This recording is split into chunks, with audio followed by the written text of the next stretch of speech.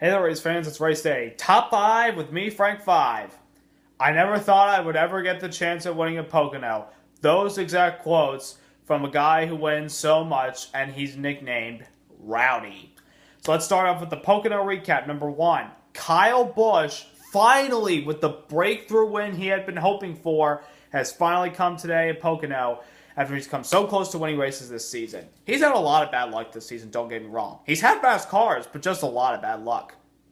Criticizing Goodyear Daytona, getting into it with Joey Logano on pit road at the end of the race at Vegas, and then coming close to winning so many races, and all of a sudden something just gets in his way of winning. I mean, could have won Phoenix, but Logano blew a tire and set up a green-white checkered, and Kyle didn't win. Could have had a chance at winning a Martinsville, but unfortunately he got a little bit heated over Stenhouse Jr. Could have won Talladega, that didn't happen. Could have won Charlotte, but unfortunately also no one beat him on gas. Could have won Pocono, but stayed out.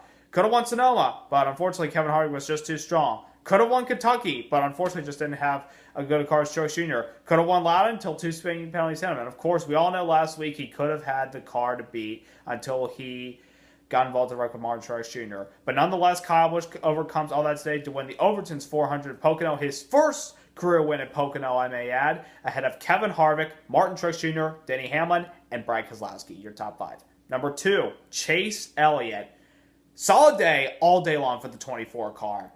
Pretty good in the first stage. Second stage, we looked good. Then we decided to come in and take some tires to get a little track position at the beginning of stage 3. Unfortunately, we had a flat tire and we had to come in and change that. But a good Hendrick power and fast car worked our way to a top 10 and gave us a little bit of a comfortable point lead. It's still 39 points, but being the top guy on points right now sounds pretty nice. But at the same time, we need to win, and I know it's coming for him.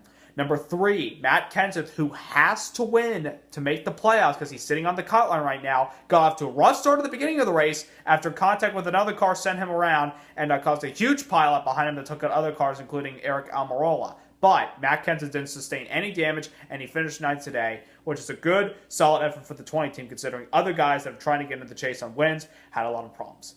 Number 4, Martin Truex Jr. was one of the best cars, if not the best car, other than Kyle Busch. I mean, he got in front of him on the beginning of stage 2. Unfortunately, at the end of stage 3, just handily went away and had to settle for 3rd place. I mean, honestly, Truex wants to win on a track that is not a mile and a half because he's the mile and a half king. And I think he's capable of getting the job done. He just needs to find the right time and the right place to get the job done. And number 5, Clint Bowyer, who has to win because he's currently 17 points out of the playoff cut line, on a stage today, stage 2, that earned him 10 points and 1 extra bonus playoff point in case he does make it if he wins. He's most likely going to have to win. Maybe points win, but the way we've had ever since the Coca-Cola 600, we've had different drivers every single weekend winning a race. That he's going to have to get the job done. If other guys win before he does, he's in big trouble and might not be able to make the playoffs in his first year for Stuart Haas. But he had a really good car today, nonetheless, coming home in the 6th place finish. So it was a pretty nuts, calm race at Pocono today. Not really a lot of wrecks. I mean, other than the lap 1 accident. Jimmie Johnson got wrecked again at Pocono. He's got the Pocono jinx. And track position strategy. That all came into play today. Coming up next is the road course at Watkins Glen. And we all know the favorite going in is A.J. Allmendinger because that's where he got his first career win 3 years ago. And he had a chance to win the past 2 until a battery issue in 2015. And then speeding at the end of towards the end of the race last year cost him a chance of winning. So he's going to have to be very consistent this coming Sunday to get the job done. Or we could see Joey Logano, who still needs to win to make up for that encumbered win in Richmond. He's won there before. He could win his way into the playoffs. Or, of course, we could previously see a Hail Mary from Dale Earnhardt Jr. To win a race at Watkins Glen. He's never done that before. He's hoping to get the job done. And hopefully he can still have a chance to make the playoffs. If not, he's got a couple good racetracks coming up for him. So don't forget to subscribe. Don't forget to like. Congrats to Rowdy. He's got his first win of the year. 3 spots remain in the playoffs. Who's going to get him with a couple races to go before Richmond?